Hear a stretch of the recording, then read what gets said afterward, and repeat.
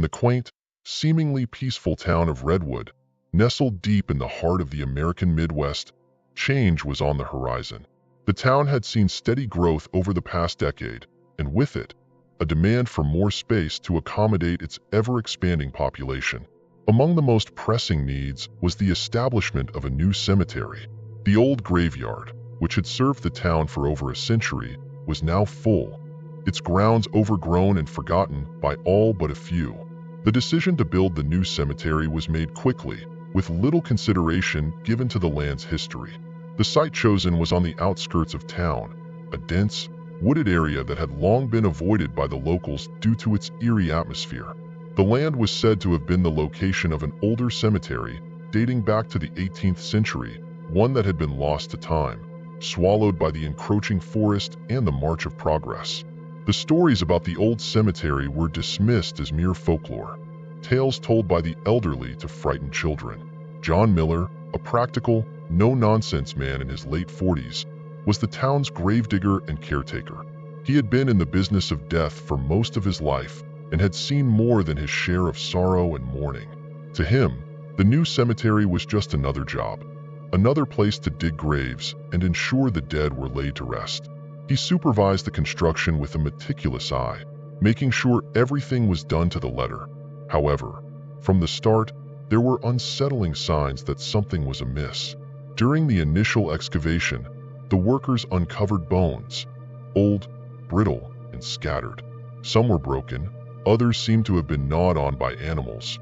But what struck John as odd was the sheer number of them. It was as if the ground was refusing to give up its secrets, or worse, warning them to stop.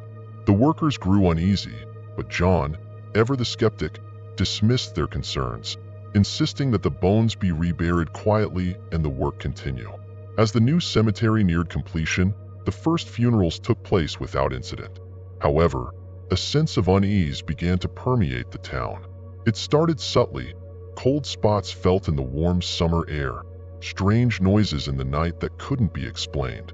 People visiting the graves of their loved ones reported a peculiar sensation of being watched, a prickling on the back of their necks that wouldn't go away until they left the cemetery grounds. Sarah Collins, a young woman in her late 20s who had recently lost her brother in a tragic accident, was among the first to experience something truly unsettling. She visited the cemetery one afternoon, hoping to find some solace at her brother's grave.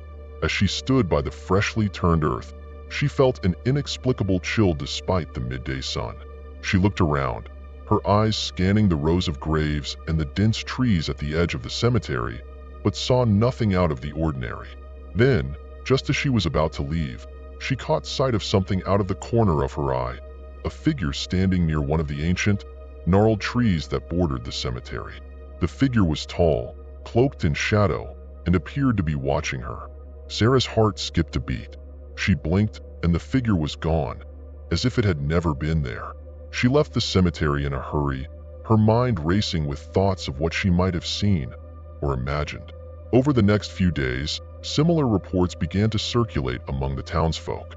People spoke of seeing shadowy figures at dusk, hearing whispers carried on the wind, and feeling an overwhelming sense of dread when passing by the cemetery. The once peaceful resting place for the town's dead was quickly becoming a source of fear and anxiety. John Miller, though disturbed by the increasing number of strange occurrences, continued his work.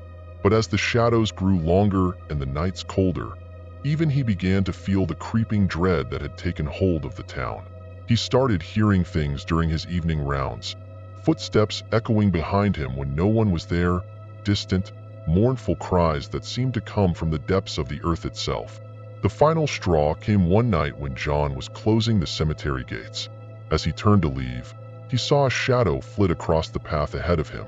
It was quick, almost imperceptible, but enough to make his blood run cold. He quickened his pace, telling himself it was just a trick of the light, but deep down, he knew something was very wrong. The cemetery, meant to be a place of peace and rest, was becoming a beacon of darkness, drawing something out from the depths of the earth, something ancient, something angry. And it was only the beginning. In the quaint, seemingly peaceful town of Redwood, nestled deep in the heart of the American Midwest, change was on the horizon. The town had seen steady growth over the past decade, and with it, a demand for more space to accommodate its ever-expanding population. Among the most pressing needs was the establishment of a new cemetery. The old graveyard, which had served the town for over a century, was now full, its grounds overgrown and forgotten by all but a few. The decision to build the new cemetery was made quickly, with little consideration given to the land's history. The site chosen was on the outskirts of town, a dense, wooded area that had long been avoided by the locals due to its eerie atmosphere. The land was said to have been the location of an older cemetery dating back to the 18th century, one that had been lost to time, swallowed by the encroaching forest and the march of progress. The stories about the old cemetery were dismissed as mere folklore, tales told by the elderly to frighten children. John Miller, a practical, no-nonsense man in his late 40s, was the town's gravedigger and caretaker. He had been in the business of death for most of his life and had seen more than his share of sorrow and mourning. To him, the new cemetery was just another job, another place to dig graves and ensure the dead were laid to rest. He supervised the construction with a meticulous eye, making sure everything was done to the letter. However, from the start, there were unsettling signs that something was amiss. During the initial excavation, the workers uncovered bones, old, brittle, and scattered. Some were broken, others seemed to have been gnawed on by animals. But what struck John as odd was the sheer number of them. It was as if the ground was refusing to give up its secrets, or worse, warning them to stop. The workers grew uneasy, but John, ever the skeptic, dismissed their concerns, insisting that the bones be reburied quietly and the work continue. As the new cemetery neared completion, the first funerals took place without incident. However, a sense of unease began to permeate the town. It started subtly, cold spots felt in the warm summer air, strange noises in the night that couldn't be explained. People visiting the graves of their loved ones reported a peculiar sensation of being watched, a prickling on the back of their necks that wouldn't go away until they left the cemetery grounds. Sarah Collins, a young woman in her late 20s who had recently lost her brother in a tragic accident, was among the first to experience something truly unsettling. She visited the cemetery one afternoon, hoping to find some solace at her brother's grave. As she stood by the freshly turned earth, she felt an inexplicable chill despite the midday sun. She looked around, her eyes scanning the rows of graves and the dense trees at the edge of the cemetery, but saw nothing out of the ordinary. Then, just as she was about to leave, she caught sight of something out of the corner of her eye, a figure standing near one of the ancient, gnarled trees that bordered the cemetery. The figure was tall, cloaked in shadow, and appeared to be watching her. Sarah's heart skipped a beat. She blinked, and the figure was gone, as if it had never been there. She left the cemetery in a hurry, her mind racing with thoughts of what she might have seen or imagined. Over the next few days, similar reports began to circulate among the townsfolk. People spoke of seeing shadowy figures at dusk, hearing whispers carried on the wind, and feeling an overwhelming sense of dread when passing by the cemetery. The once peaceful resting place for the town's dead was quickly becoming a source of fear and anxiety. John Miller, though disturbed by the increasing number of strange occurrences, continued his work. But as the shadows grew longer and the nights colder, even he began to feel the creeping dread that had taken hold of the town. He started hearing things during his evening rounds, footsteps echoing behind him when no one was there, distant, mournful cries that seemed to come from the depths of the earth itself. The final straw came one night when John was closing the cemetery gates. As he turned to leave, he saw a shadow flit across the path ahead of him. It was quick, almost imperceptible, but enough to make his blood run cold. He quickened his pace, telling himself it was just a trick of the light, but deep down, he knew something was very wrong. The cemetery, meant to be a place of peace and rest, was becoming a beacon of darkness, drawing something out from the depths of the earth, something ancient, something angry. And it was only the beginning. As the days turned into weeks, the air in Redwood grew thick with unease. What had started as whispers and fleeting glimpses soon became impossible to ignore. The residents of the town, once indifferent to the cemetery's presence, began to speak of it in hushed tones, as if mentioning it too loudly would invite something sinister into their lives. Sarah Collins was among the first to notice that something was deeply wrong. Ever since her unsettling encounter at her brother's grave, she had been plagued by vivid nightmares. Each night, she dreamed of the cemetery, its shadows deepening, the trees closing in like skeletal fingers, and a suffocating darkness that seemed to pulse with malevolence. In these dreams, she was not alone. Shadowy figures moved silently among the graves, their hollow eyes fixed on her as if waiting for something. When she woke, she was drenched in sweat, her heart pounding in her chest. The fear from her dreams clung to her, making it impossible to shake the sense that something terrible was about to happen. During her waking hours, Sarah found herself drawn back to the cemetery, despite the terror it instilled in her. She visited her brother's grave more frequently, each time hoping to find some sense of peace, but only finding more questions. The atmosphere grew heavier with each visit. The wind, once gentle, now seemed to howl with a mournful wail, carrying with it faint whispers that she couldn't quite make out. The grass, once green and lush, was turning brittle and yellow, as if the very earth was being poisoned by an unseen force. It wasn't just Sarah who felt the change. The residents of Redwood began to report strange occurrences in their homes. Lights flickered without cause, objects moved on their own, and doors slammed shut as if pushed by an unseen hand. The once peaceful town now felt as though it was being slowly enveloped by a creeping darkness that no one could explain. One evening, old Mrs. Henderson, who lived in a small house near the cemetery, had an encounter that left her shaken to her core. She was sitting in her living room, knitting by the fire, when she heard a soft knock at her front door. It was a curious sound, almost hesitant. When she opened the door, there was no one there. Puzzled, she stepped outside and looked around, but the street was empty, and the only sound was the rustling of leaves in the wind. As she turned to go back inside, something caught her eye. At the edge of her vision, standing under the shadow of a large oak tree near the cemetery, was a tall, dark figure. It was too far away to see clearly, but Mrs. Henderson felt its eyes on her. A cold shiver ran down her spine, and she quickly retreated into her house, bolting the door behind her.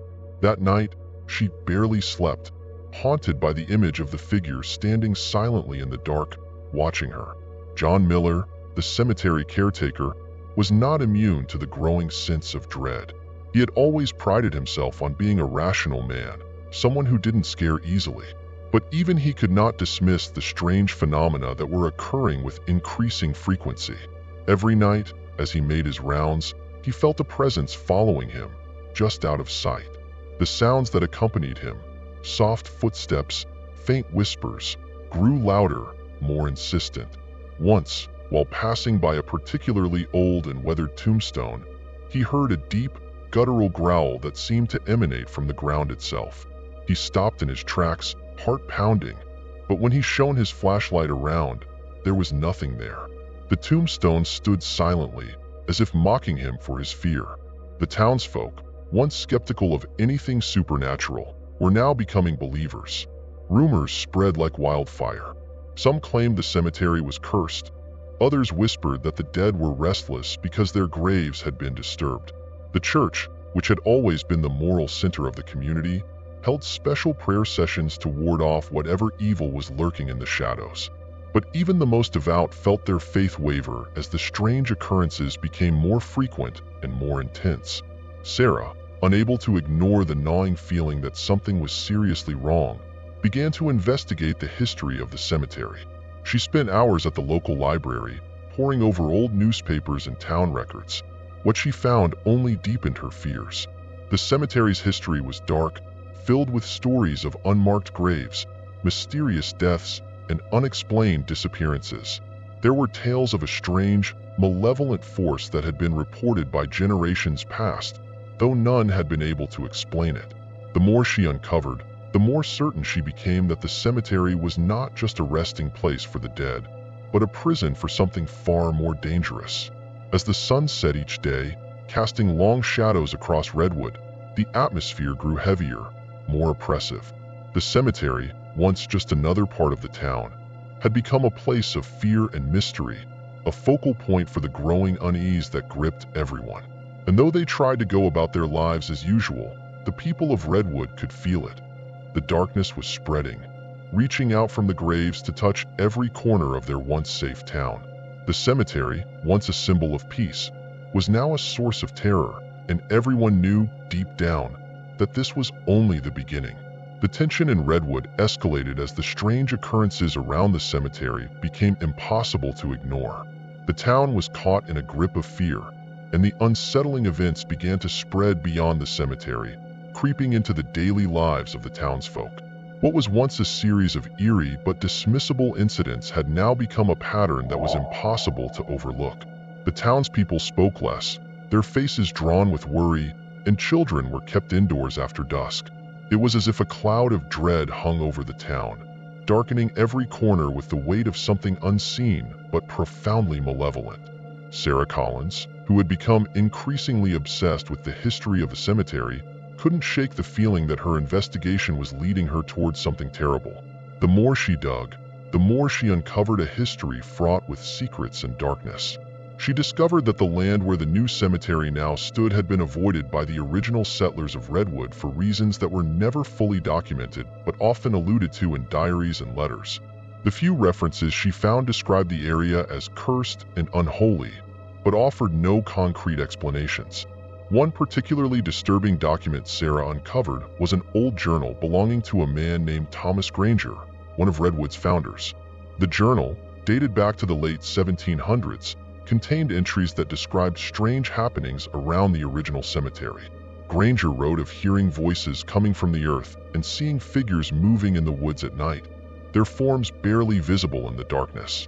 He spoke of a terrible feeling of being watched whenever he was near the cemetery, and how the settlers had begun to avoid the area, fearing it was haunted by something far worse than ghosts. Sarah's heart raced as she read further. Granger's final entry spoke of an old ritual performed by the settlers to seal something beneath the ground, something that had been disturbed by their presence. The ritual, described in vague terms, involved the use of sacred objects and incantations meant to keep whatever lurked beneath the earth from rising. Granger had written of a sense of dread that overcame him as the ritual was completed, a feeling that whatever they had tried to contain was far more powerful than they could understand. The entry ended abruptly, leaving Sarah with more questions than answers. Meanwhile, John Miller was struggling with his own fears. The once stalwart caretaker found himself increasingly unnerved by the cemetery's oppressive atmosphere. The unease he had felt during his rounds had transformed into something far more sinister. Each night, as he walked among the graves, he could feel the presence around him growing stronger, more tangible. It was no longer just whispers and footsteps. There were moments when he could feel breath on the back of his neck, hear low growls emanating from the darkness, and catch glimpses of movement just out of the corner of his eye. One night, after an especially disturbing encounter where he had seen a shadowy figure disappear into the earth itself, John decided he needed answers.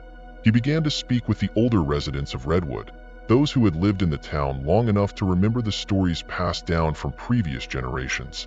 What he learned sent chills down his spine. The elders spoke of a time before the town's official records began, a time when the land where the cemetery now stood was considered forbidden. It was said that long before the settlers arrived, the land had been a site of ancient rituals performed by the indigenous tribes who once inhabited the area.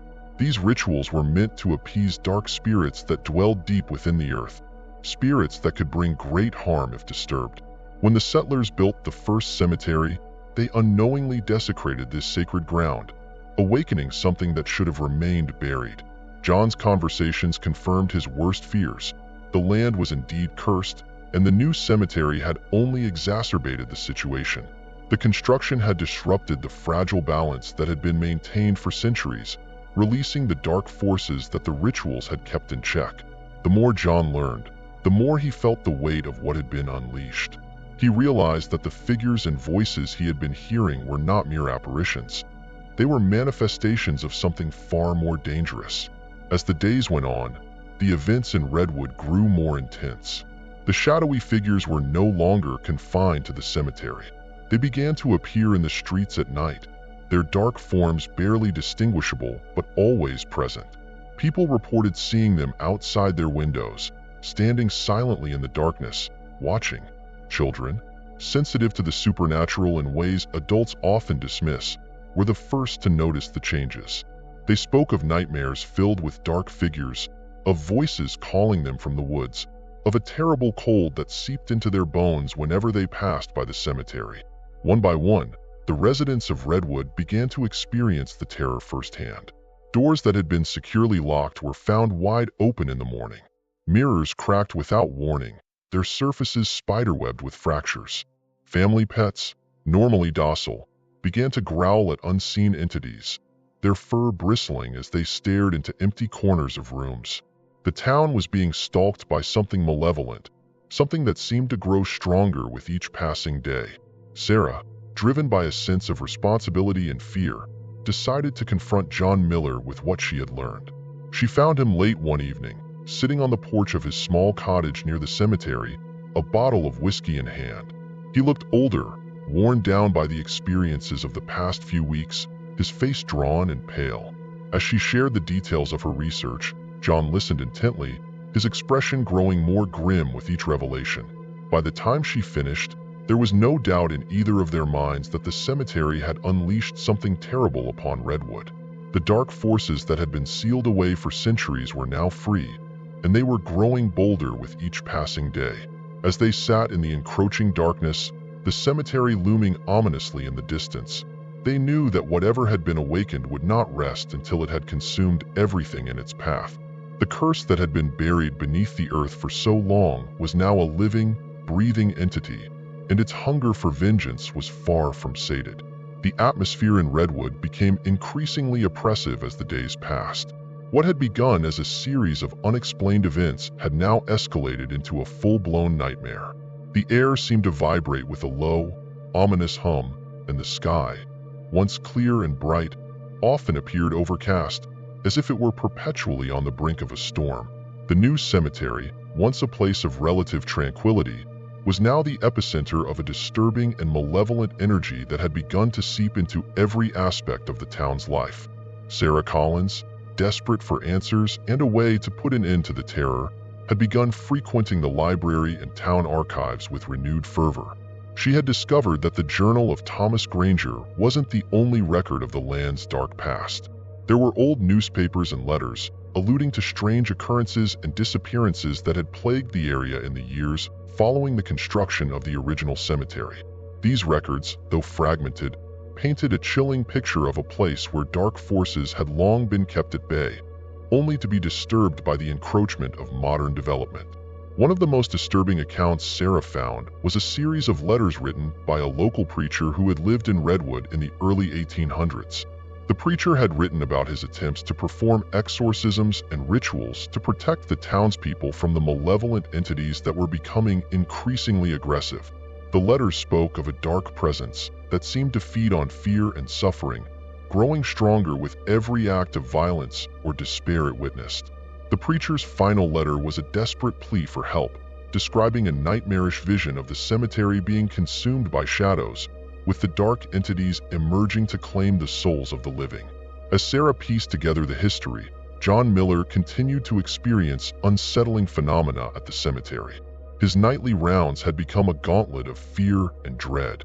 One night, as he was inspecting a newly dug grave, he saw a figure standing at the edge of the cemetery, barely illuminated by the dim light of his lantern.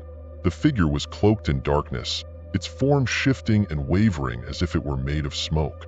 John approached cautiously, but as he drew near, the figure vanished, leaving him alone in the graveyard with only the sound of his own racing heartbeat for company. John's encounters with the shadowy figures grew more intense. They seemed to follow him, their whispers growing louder and more coherent. One evening, while he was tending to a particularly old and weathered grave, he heard a voice, low and guttural, like the growl of an animal. The voice spoke his name, repeating it in a chillingly calm tone. John spun around, but there was no one there. The voice seemed to come from everywhere and nowhere at once, filling the air with an oppressive sense of dread. As the supernatural occurrences continued to escalate, the townsfolk began to turn on each other. The once close-knit community was fractured by fear and suspicion. Neighbors who had once been friends now avoided each other, and rumors of curses and hauntings spread like wildfire. The town's social fabric was unraveling, and the pervasive sense of doom only seemed to deepen the divide. One particularly harrowing event occurred when the town's mayor, Richard Thompson, had a terrifying encounter with the entities that plagued Redwood. Richard had always been a practical man, a skeptic who had dismissed the reports of hauntings as mere superstition. However, his skepticism was put to the test one night when he experienced a terrifying vision. While he was at home, working late into the night, he saw shadows moving across his walls. At first, he thought it was his imagination playing tricks on him, but the shadows grew more distinct, taking on the forms of twisted, ghostly figures that seemed to reach out towards him. The shadows coalesced into a single, dark figure that loomed over Richard, its eyes glowing with an otherworldly light. The figure did not speak, but seemed to communicate through a sheer, suffocating presence that filled Richard with an overwhelming sense of despair. He felt as if he were being pulled into the darkness, his mind clouded with terrifying thoughts and visions of death. He fought against the darkness, eventually managing to break free by throwing himself out of the room and into the cold night air. Shaken and terrified, he vowed to confront whatever was haunting the town, but he was at a loss for how to stop it. The town's desperation reached a boiling point when a group of locals, led by Sarah and John, decided to confront the supernatural forces directly. They gathered at the cemetery, armed with old texts, protective charms, and a determination to end the suffering that had gripped Redwood. The group was a mix of skeptics and believers, but the urgency of their situation united them in their mission. As they entered the cemetery, the air grew colder, and the shadows seemed to lengthen, twisting into grotesque shapes. They performed rituals and incantations they had read about in the old texts, trying to create a barrier against the dark forces. The cemetery's oppressive atmosphere seemed to fight back against their efforts, with the shadows swirling around them, whispering voices growing louder and more insistent. The group felt an overwhelming sense of being watched, a suffocating pressure that seemed to press down on them from all sides. As they reached the central part of the cemetery, where the old and weathered graves lay, they noticed that the ground appeared to be shifting, as if something beneath it was awakening. The temperature dropped drastically, and a foreboding silence fell over the cemetery, broken only by the sound of their own labored breathing. In a final, desperate attempt, Sarah and John shouted the final incantations, hoping to banish the dark forces once and for all. As they did, the shadows seemed to convulse and writhe, their forms distorting and twisting in agony. The cemetery erupted in a cacophony of sounds, screams, growls, and a deafening roar that seemed to come from the very depths of the earth. The confrontation reached its climax as the shadows seemed to coalesce into a single, massive form, a swirling vortex of darkness and fury. The group, exhausted and terrified, fought against the overwhelming presence with all their remaining strength. They continued their ritual, their voices trembling but determined, as they tried to seal away the malevolent force that had plagued their town. The battle against the darkness was far from over, but for a brief moment, the oppressive atmosphere seemed to lift. The shadows receded, and the air grew warmer, though the sense of foreboding remained. As the group left the cemetery, they were left with a feeling of both relief and trepidation. They had managed to push back the darkness, but they knew that the struggle was far from finished. The cemetery, with its dark history and malevolent forces, still loomed over Redwood, a constant reminder of the ancient evil that had been disturbed. The town was left to grapple with the aftermath of the confrontation, and the lingering question remained. Had they truly managed to quell the darkness, or was it only a temporary reprieve before the evil returned with renewed fury? The brief respite following the confrontation at the cemetery did little to alleviate the pervasive sense of dread that had taken root in Redwood. While the immediate terror seemed to have subsided, the shadow of the malevolent force remained, a constant reminder of the darkness that lurked just beyond the town's edges. The townspeople, though relieved, remained on edge, their nerves frayed by the recent events and the lingering sense that the struggle was far from over. Sarah Collins, still haunted by the events of that night, found herself unable to focus on anything other than the cemetery. The dark presence that had been expelled seemed to have left a mark on her soul, and she was plagued by persistent nightmares. Each night, she was transported back to the cemetery, where the shadows twisted and contorted into grotesque forms, whispering dark promises and threats. The sense of being watched never left her, and she began to see the shadowy figures even during the day, out of the corner of her eye, always vanishing when she tried to look directly at them. John Miller, too, felt the lingering effects of their battle. The cemetery had become a place he could no longer approach with the same confidence. Though he continued his duties, he did so with a growing sense of apprehension. The shadows seemed to watch him from the trees and the graves, their presence more pronounced with each passing day. His once steady hands now trembled slightly as he worked, and he frequently found himself glancing over his shoulder, half expecting to see the dark figures that had haunted him during the confrontation. The town's atmosphere remained thick with tension. People spoke less, avoiding eye contact and conversations about the cemetery. The local businesses, once bustling, were now quiet and subdued. The few brave souls who ventured into the cemetery for personal visits reported strange occurrences. Cold spots that would appear out of nowhere, the sensation of being followed, and an unsettling feeling of being judged by unseen eyes. The cemetery, once a place of final rest, had become a symbol of fear and despair, its very presence a reminder of the evil that had been unleashed. One particularly unsettling incident occurred at the town's community center, where the local book club had gathered for their weekly meeting. The club's president, Alice Harper, a woman in her early 50s with a reputation for her rationality and level-headedness, had been preparing a discussion about a classic novel when the lights flickered and went out. The room was plunged into darkness, and a collective gasp of fear rose from the members. The darkness seemed to stretch on, pressing in on them with a tangible weight. When the lights finally came back on, Alice was missing. The group searched the building frantically, their fear growing with each passing minute. They found her in a back room, sitting in a corner, her face pale and her eyes wide with terror. She muttered incoherently about shadows and whispers, her once steady demeanor shattered by whatever she had experienced. The incident left the club members shaken, their fear of the cemetery and the unseen forces growing ever more real. As the town grappled with these mounting fears, Sarah and John decided they needed to delve deeper into the history of the cemetery and the dark forces that plagued their town. They sought out the oldest residents of Redwood, hoping to find clues or forgotten knowledge that could help them understand and combat the malevolent presence. Their search led them to an elderly woman named Margaret Lawson, a reclusive figure who lived on the outskirts of town. Margaret was known for her knowledge of the town's history and folklore, and though she was hesitant to speak, she eventually agreed to share what she knew. Margaret revealed that the dark presence in the cemetery was not merely a random occurrence, but a deliberate act of evil. According to her, the original settlers had not only performed rituals to contain the dark forces, but had also made a pact with the entities they had sought to control. The pact had involved sacrifices and dark ceremonies intended to keep the forces at bay, but over time, as the land was neglected and the cemetery fell into disrepair, the pact weakened and the dark forces began to stir once more. Margaret's account painted a grim picture of a cycle of evil that had been repeating for centuries. Each time the cemetery was disturbed or neglected, the dark forces would awaken, causing suffering and chaos before being temporarily subdued.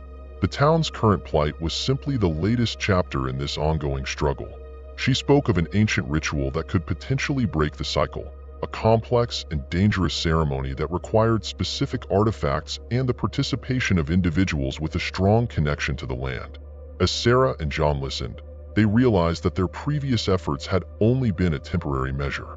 The malevolent force was still very much alive and had grown more powerful with each passing day.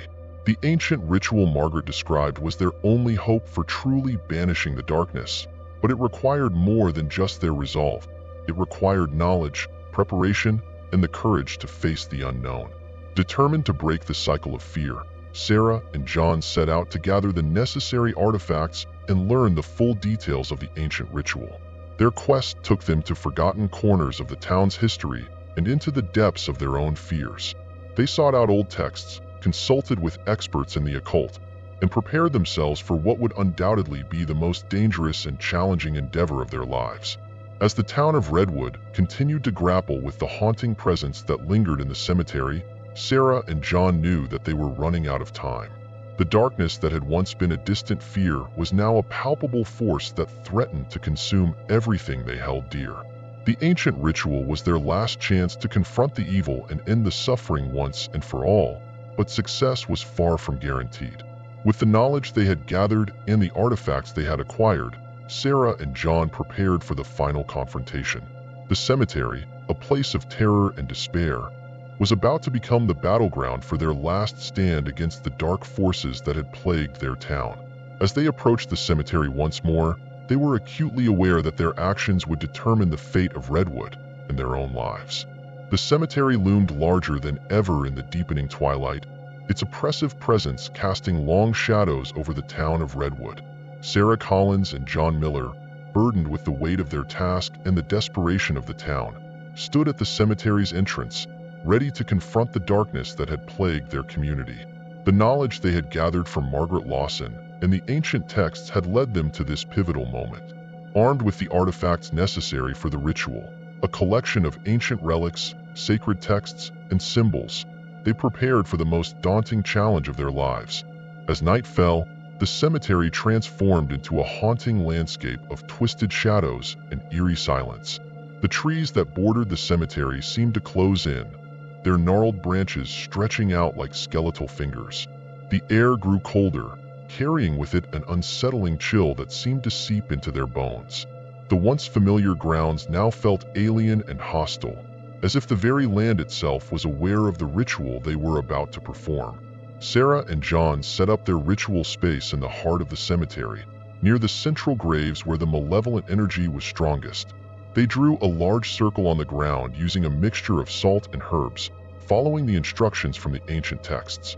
Within the circle, they placed the artifacts: a ceremonial dagger, a crystal orb, a set of ancient runes, and a chalice filled with a mixture of sacred oils and essences.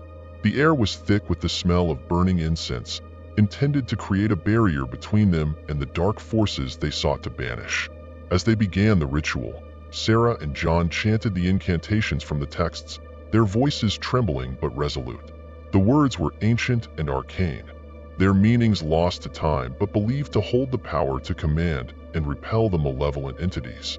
The incantations were punctuated by the sound of the ceremonial dagger being struck against a sacred metal bell, its tone echoing through the cemetery and seeming to awaken the dark presence that lay dormant beneath the earth. Almost immediately, the atmosphere around them grew heavier. The shadows that had been still and passive began to stir, coalescing into dark, swirling shapes that seemed to writhe and pulse with a life of their own.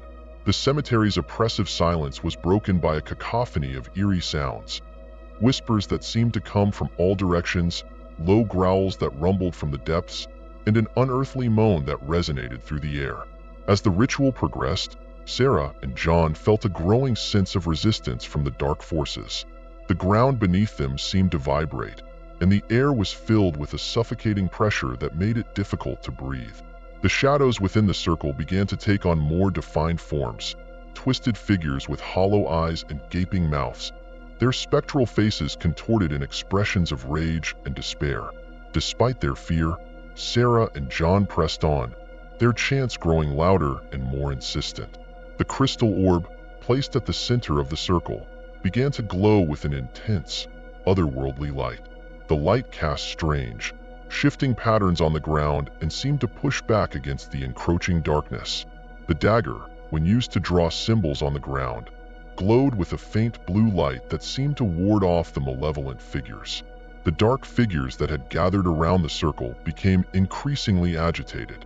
They howled and screeched, their voices blending into a deafening chorus of torment and fury. The ground around them cracked and heaved, as if something beneath the earth was struggling to break free. Sarah and John could feel the weight of the evil pressing in on them, a palpable force that sought to thwart their efforts and drag them into the darkness.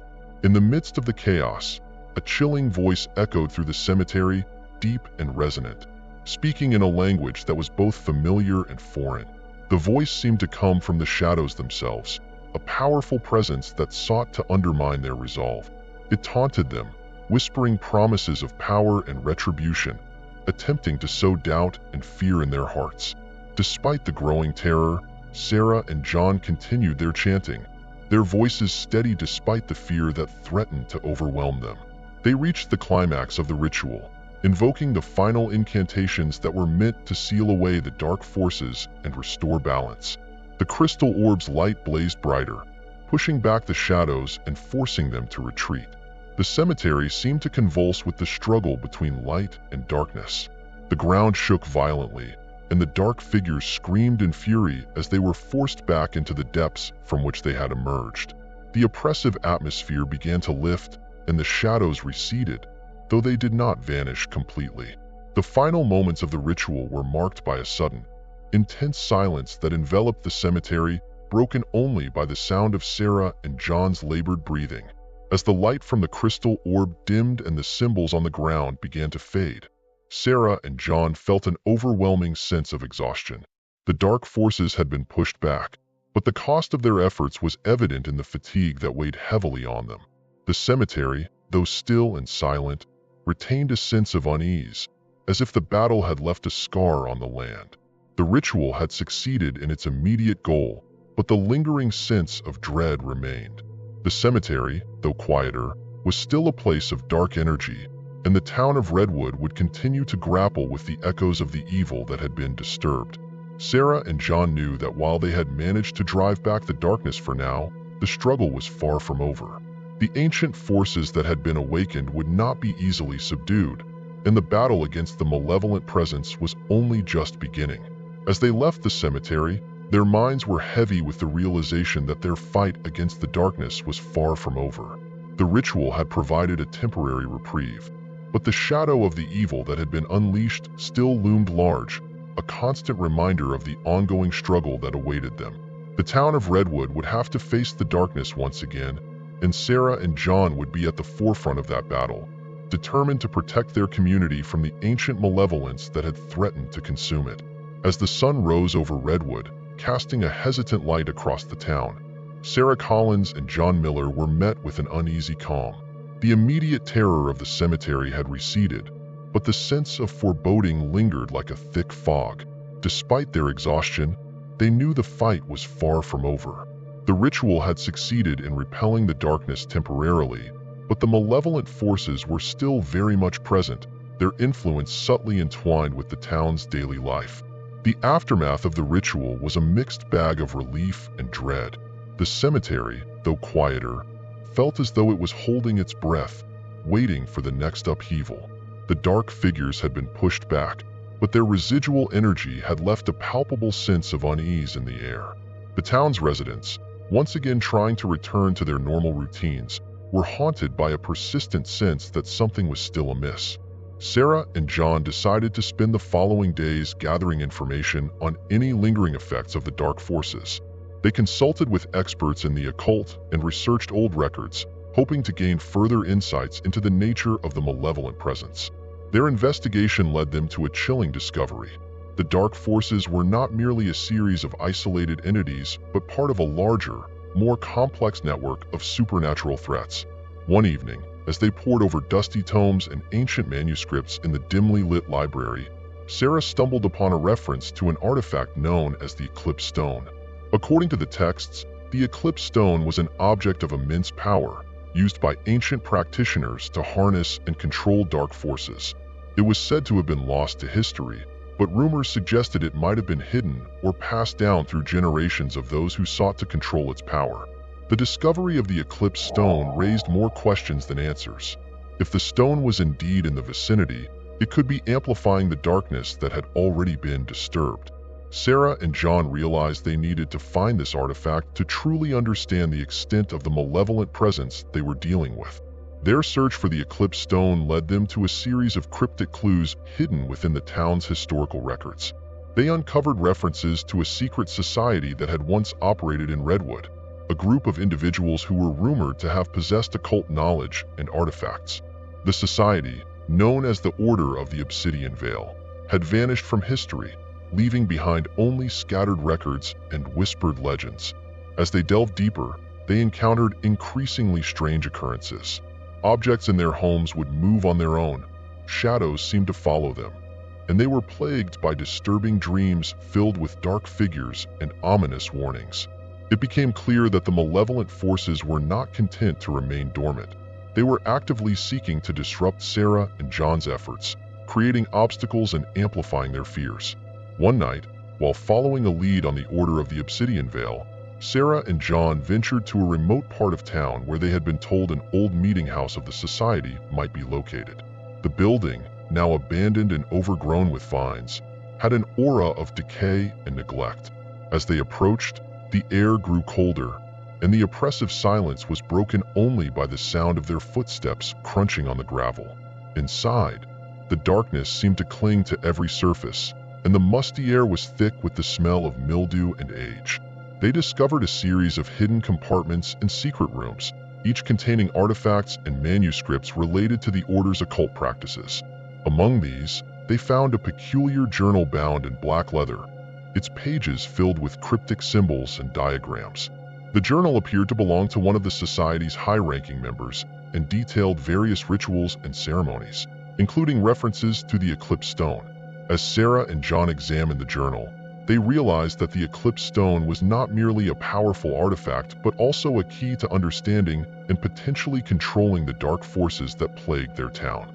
The stone's power was linked to the cycles of the moon and the alignment of celestial bodies, and the rituals described in the journal were designed to harness that power for both protection and control. The journal also contained a warning.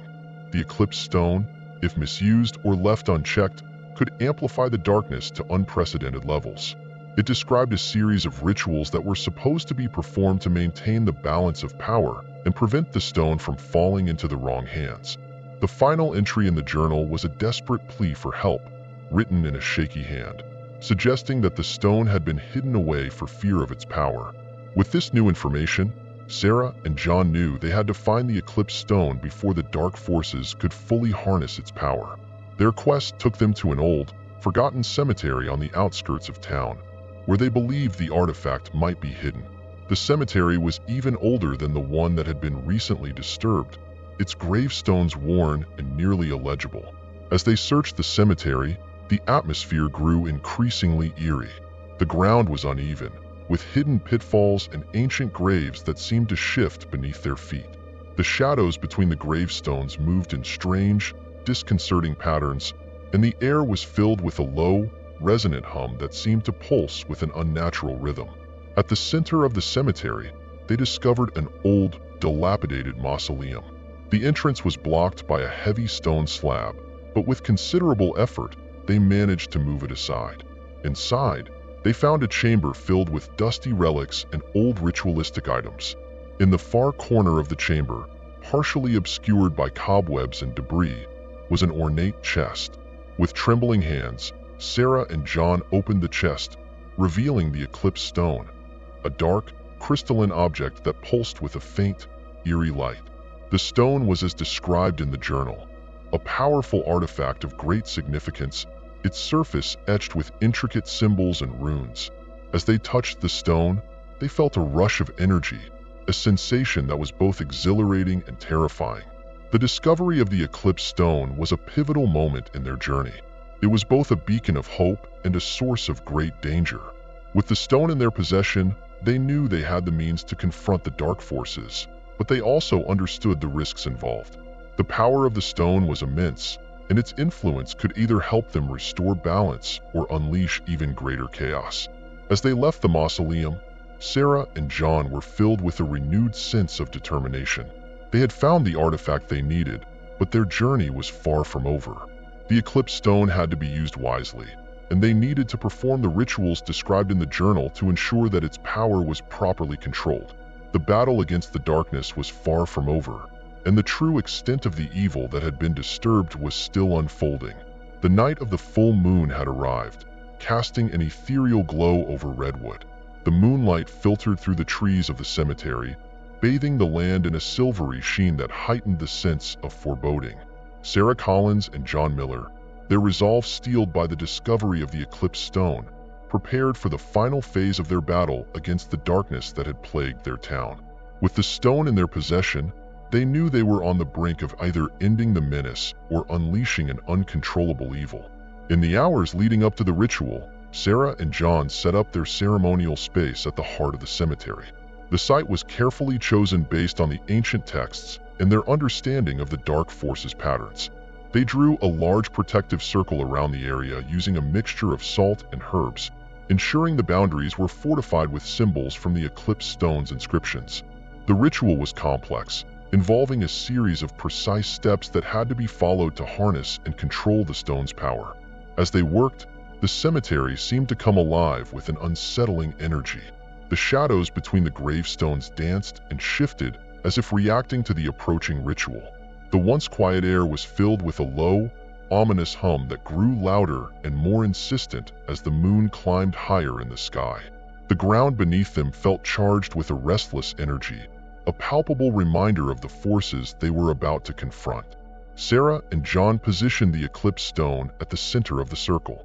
The stone's dark surface seemed to absorb the moonlight, casting eerie reflections on the surrounding gravestones. The ancient texts outlined a sequence of chants and rituals that had to be performed during the peak of the lunar eclipse, a rare celestial event that aligned with the stone's power. Their task was to synchronize their actions with the moon's movements, balancing the energies to prevent the darkness from overwhelming them. As the eclipse began, the moon's light dimmed, casting a shadow over the cemetery that seemed to pulse with a life of its own. The atmosphere grew heavier, and the air was filled with an electric charge that made the hairs on Sarah and John's arms stand on end. They began the ritual, their voices steady despite the growing sense of dread. The chants from the ancient texts echoed through the cemetery, resonating with the power of the eclipse stone and amplifying the ritual's intensity. The dark forces, previously subdued but never completely vanquished, began to stir. The shadows around the cemetery thickened and converged, forming twisted, spectral shapes that writhed and reached out toward the ritual circle. The malevolent entities, sensing the culmination of their torment, responded with a furious assault. The ground trembled as if struggling to contain the dark energy that sought to break free. Sarah and John pressed on with the ritual, their chants growing louder and more fervent. The eclipse stone's light flared intermittently, its power fluctuating as it was tested by the encroaching darkness. The stone seemed to pulse in rhythm with the lunar eclipse, its dark energy both a beacon and a battleground for the forces at play. In the midst of the chaos, the cemetery's oppressive silence was shattered by an ear-splitting roar that seemed to emanate from the depths of the earth. The dark figures surged forward, their cries of rage and despair mixing with the sound of cracking ground and howling wind. Sarah and John fought to maintain their focus, their voices straining against the cacophony of the dark forces' assault. Suddenly, the eclipse stone's light surged with a blinding brilliance, pushing back the shadows and forcing the dark entities to recoil. The power of the stone, harnessed through their precise rituals and synchronized chants, reached its zenith during the peak of the lunar eclipse. The stone's energy radiated outward, creating a barrier of light that repelled the darkness and began to drive it back into the earth. The dark figures, now retreating in disarray, screamed in frustration and fear. The ground quaked violently as if the malevolent forces were being forcibly drawn back into their subterranean prison. The cemetery's atmosphere, once heavy with dread, began to lighten as the eclipse waned and the moon's light returned to normal. The oppressive energy that had pervaded the town seemed to dissipate, replaced by an uneasy calm. Exhausted but resolute, Sarah and John completed the final steps of the ritual. They sealed the protective circle and performed the closing incantations, ensuring that the dark forces were bound and contained. As the last echoes of their chants faded, the cemetery fell into a profound silence, broken only by the distant sound of the town returning to its nocturnal routine. The eclipse stone's light dimmed and eventually extinguished, leaving it as a dark, inert object once more. The malevolent energy that had plagued Redwood was subdued, but the cost of the battle was evident in the weary expressions of Sarah and John. They knew that while they had managed to contain the darkness, the scars of their struggle would remain. As they left the cemetery, the first light of dawn began to break over the horizon, casting a hopeful glow over the town. The battle against the darkness had been won, but the fight was only part of a larger, ongoing struggle. The town of Redwood would need time to heal and rebuild, and Sarah and John understood that their efforts had only delayed the inevitable return of dark forces. In the aftermath, Sarah and John took on the responsibility of safeguarding the eclipse stone and ensuring that the ancient knowledge they had uncovered was preserved. They remained vigilant, aware that the darkness they had faced was not entirely vanquished but merely held at bay. The cemetery, though quieter, was a constant reminder of the fragile balance between light and darkness and the need to remain ever watchful. As the sun rose higher and the town began to awaken, Sarah and John knew that they had made a significant impact. Their courage and determination had saved their community from immediate peril, but they were acutely aware of the ongoing challenges that lay ahead. The fight against the darkness was far from over, and their vigilance would be crucial in ensuring that the malevolent forces remained contained and that the town of Redwood could find peace once more.